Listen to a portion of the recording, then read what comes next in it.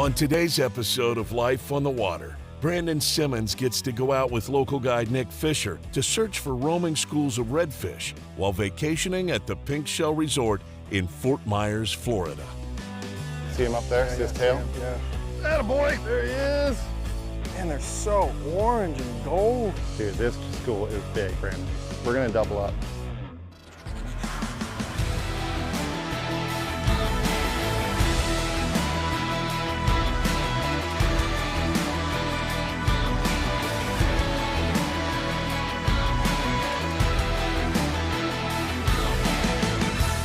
West Marine's Life on the Water, presented by Costa Custom Boats.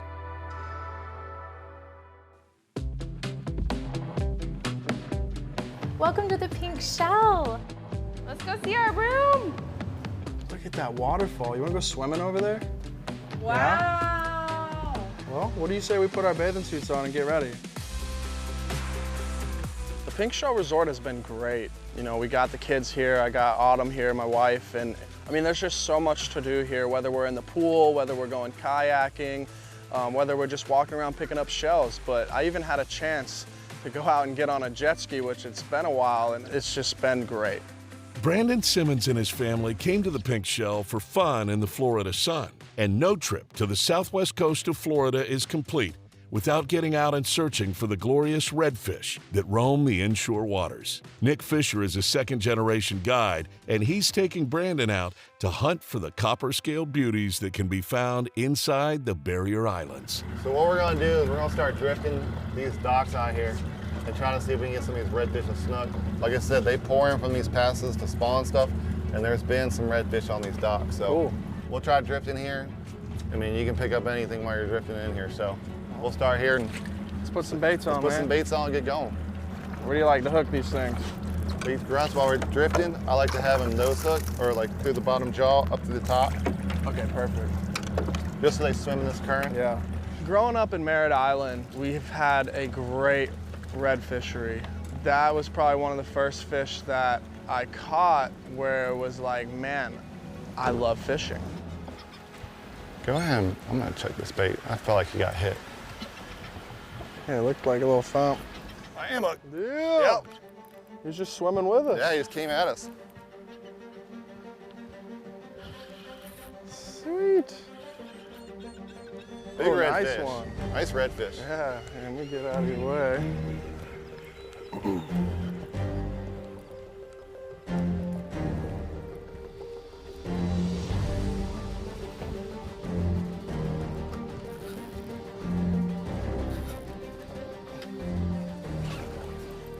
That's what we're after. Yeah, that's a good one there.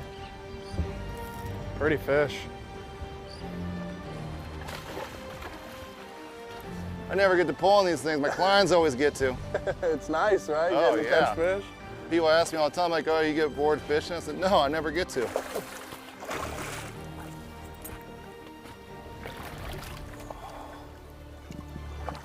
There you go. Dude, beautiful fish, man. That's a good way to start right there. Absolutely. Redfish, I feel like, are always on the move. They are so well plenished in our area in different locations. I mean, from the flats, from tailing redfish, to the bushes, to the oyster bars, to the passes, to getting them offshore. They are a species that roams this coast and runs it. Oh, there she There you go, dude. Way to start. Oh, heck yeah. That's do it awesome, again. man. Pretty fish. Cool. That's what we're here for. That's right. Run back up, make another pass. Let's do it again. So you've been down here your whole life? Yeah, my dad was one of the first fishing guys down here. He Really? started in the late 60s, early 70s, snack. And he was a guide up in Martha's Vineyard. He did striper fishing and bluefin, and his buddy was like, hey, you need to come down here and come fishing. So I said, all right. Came here down for a week, and fishing was so good at the end of the week. At the end of the week, it was so good, he just sold everything. Came Just stayed. came straight out here. That's awesome, man. Dude, you're on fire, bro. Yeah, this feels like a jacket thing. Could be a red. I think you're good. You're good. Oh, come over. There you go, you're good. Nice, dude. Things fight hard. Dude, pound for pound. Oh, absolutely. They're like little pit bulls. Could you imagine a 100-pound Jack Crevalle? No, I don't want to. No, me neither. But I'll tell you what, these are still one of the most fun fish. Absolutely. I like getting the kids out here on the jacks, man. Oh yeah. They don't have much patience at this age, so it's one of those fish, you know, when you're on a good school of them, it's one after And even with another. charters, I mean, like you want to talk about something's fun, you know, we get, you know, a lot of people from the Midwest or all over the country that've caught, you know, freshwater fish their whole life. I'm like, oh, we've caught large bass. I'm like, you've never caught a saltwater fish. Yeah, And anything with a big forked tail, man, they pull. Yep. Because there's some sharky friends in here, I don't want to stick my hands too close, but good luck, little guy. Another species on the board. Well, I say we go try somewhere else, see if we can go on the flats in this beginning incoming tide and see if we can find some redfish. Sounds good. Nice little bite this morning. Yeah, that was fun. The Pink Shell Resort and Marina in Fort Myers is a Southwest Florida treasure. Just a few months after filming this episode of Life on the Water, Hurricane Ian, a massive Category 4 hurricane, made landfall here, leveling much of the island. The Pink Shell Resort still stands, and recovery efforts are ongoing. With the support of the community, relief workers, and generous donors, the resort and the island are expected to come back stronger than ever before. As part of rebuilding the community from the damage caused by Hurricane Ian, the Pink Shell is raising funds and housing relief workers. To find out how you can help, visit pinkshell.com. West Marine's Life on the Water, presented by Costa Custom Boats, is brought to you by West Marine, boaters serving boaters. Costa Custom Boats. Pelican Kayaks.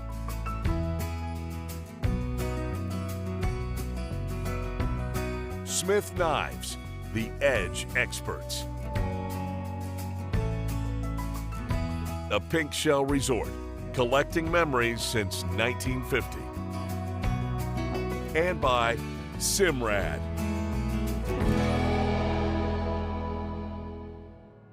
With the sun high in the sky and the tide coming in, Nick and Brandon head to some flats with the hopes of finding a school of redfish. Redfish, I feel like, are always on the move, so you can find them in one location one day, or you could be on them for a month, and the next day you go there and there won't be a redfish around, and you got to start over and start looking again. You'll see they kind of like the smaller ones be tailing out here. These big reds like to sit out in this deeper area, so what we're going to do is just kind of ease our way. I'm going to get up top and have you have a bait ready, and then, you know, if we see, you know, if I start seeing like fish just kind of moving around or whatever, we'll just stop and put some baits out and just wait for them. Okay. Oh, I think I see my first tailer.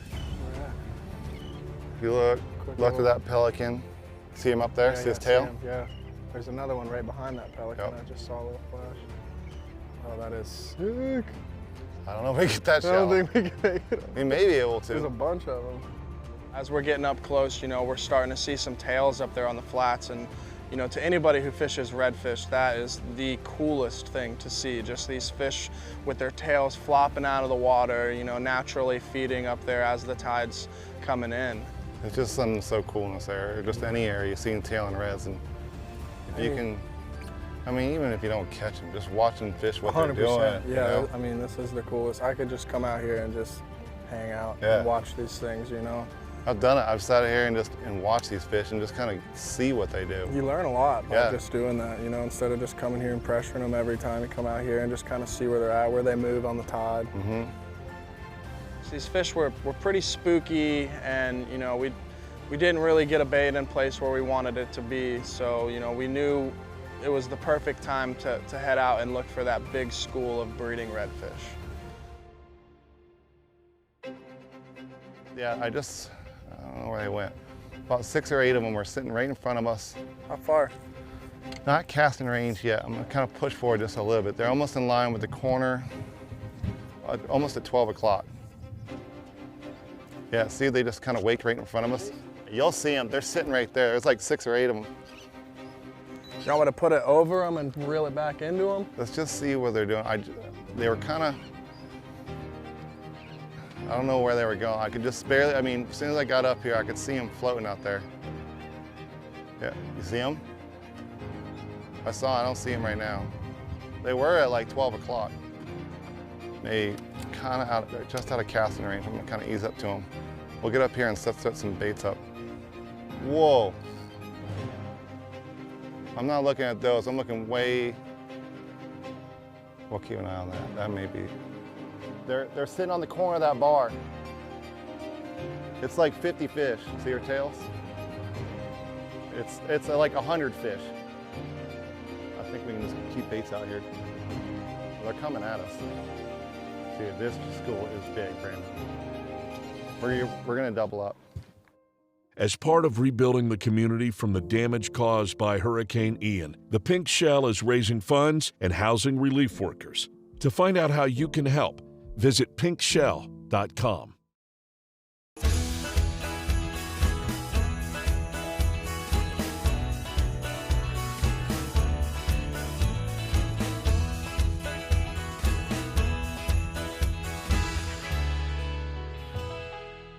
Making a decision on what knot you're gonna tie and what situations out there on the water can be tough.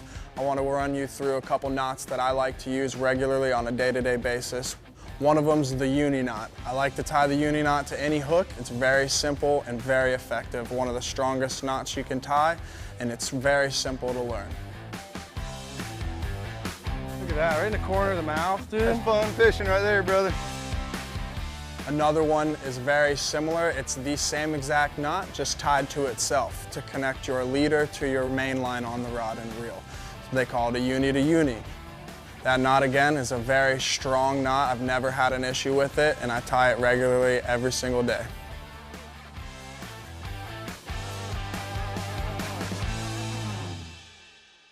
The Fort Myers area has fisheries unlike anywhere else in the world, but it also has other adventures for the whole family. A leisurely stroll down the beach gives Brandon and his daughter the perfect opportunity to do one of her favorite beach activities, shelling. Let me see, you gotta show them to me. We can look them up on the shell map. Well, the next one you get, let's try to figure out what it is. Which ones on here have almost a spiral? It looks like almost this one, not that one. Yeah. Oh, this one. That's the one. Maybe we can make a shell necklace like we made the bracelets. It looks like maybe... This one. Yeah, that's it. Does it look like this one? Maybe? Or maybe it's more like this one. Maybe. Oh, yeah, it is. Oh, that one's super cool. I know. Daddy, look. Oh, that one's pink. Is that a pink shell? We're staying at the pink shell. We're staying at the pink shell. Brandon Simmons and guide Nick Fischer have discovered a huge pod of redfish along the inshore flats around Fort Myers Beach. They approach carefully, knowing that these large schools often move away quickly. Dude, this school is big, Brandon. We're gonna double up. Cast it as far as you can, that second bar. See where their tail's just kicked up right there? Mm-hmm. Put it right in there. Attaboy! There he is! I got you. Right here. Got bait? Yep. Big school. Oh my gosh, dude. Yeah. Oh. Smoked you. Bring her off the boat. Nice, Look at it coming at dude. you. Doubled up. Whoa, there's like 100 fish Look here, at bro. this. Holy cow.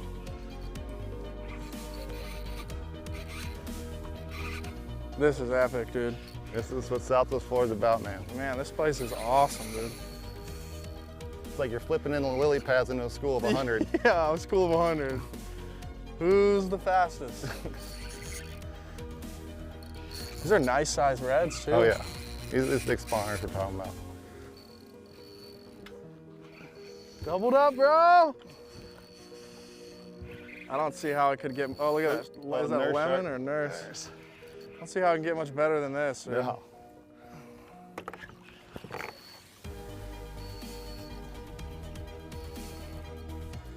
Wow, dude. Doubled up, bro. How sick is that? That is sick, dude. Yours is fat. Yeah, fat and orange. Yeah. That's awesome, man. Beautiful, dude. Good job. Thank you so much, bro. Yeah, man. This is epic. Let's get these guys back. I mean, this is a bad fish right here, buddy. I would hate to be on the other end of that mouth, being a bait fish. All right. How about that, dude? That was awesome, dude. It's crazy once you find them. Just get a bait out there. In the middle of 100 fish, it's hard to miss. Redfish are primarily an offshore species. They spend probably close to 70% of their lives offshore. Once they hit around 30 inches, they turn mature and they group up and go offshore and they start spawning, and they pretty much live their entire lives offshore. So what we're seeing now is some of these schools coming in from offshore and getting around the passes and into the grass flats to feed and to get ready to spawn, and then go back offshore and continue their migration. We have schools of redfish year round. They might not be as big. You do see some good schools of fish, 40, 50 fish, but these big migration schools is pretty neat.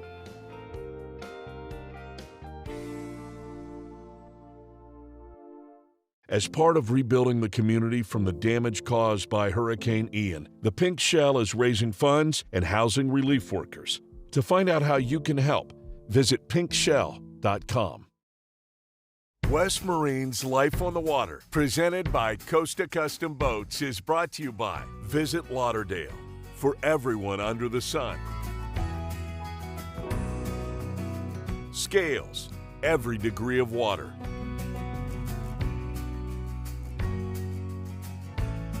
Costa Sunglasses, see what's out there. Reliant Batteries, challenge your limits. Waypoint TV, the destination for outdoor entertainment. And by Ameritrail Trailers, load, launch, relax.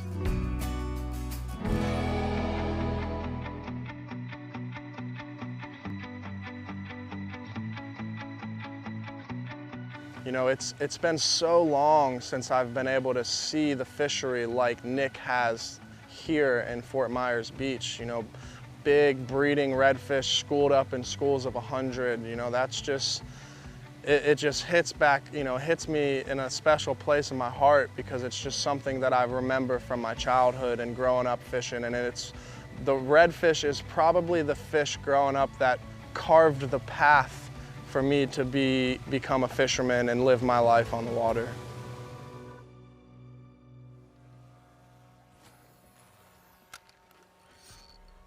Yes, dude. Oh, that's a good one, bro. Oh, no. Sick. I don't even think he knows he's hooked yet. He's still trying to figure out what's going on.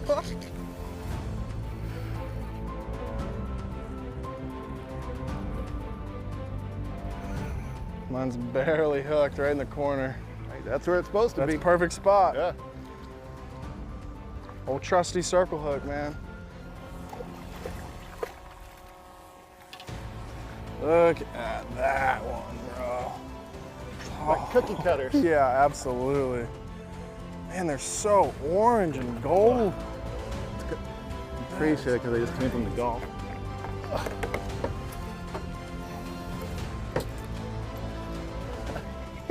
Sick, dude. Look at that. That's epic, bro. That is so cool, man. Be hearing drumming just. See them crushers back there? They're just like big old rocks.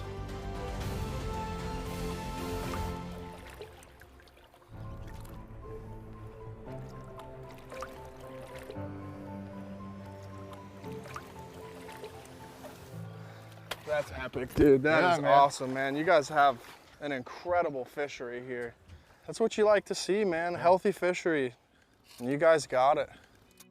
This has been an incredible experience, being able to meet Nick, get out and fish in a place like Fort Myers, and I definitely cannot wait to get back here and go back out with Captain Nick. I mean, showing off my area, this is like one of my favorite things to do. This is what I was raised in this area. This is what my dad came to this area for, and especially getting the bigger species. We're catching the quality fish, and that's what our area is known for. I think that little itch in him trying to get those bigger fish is going to drive him back here. And I hope, his family comes back, and my little girl loves shelling, his little girl loves shelling, and there's just a lot to do in this area, and I hope to see him back down here. The pink shell has been great, from the moment we checked in the lobby to getting down to the pool, going to all the restaurants that they have here. You almost don't have to leave this place because they've got everything here for you.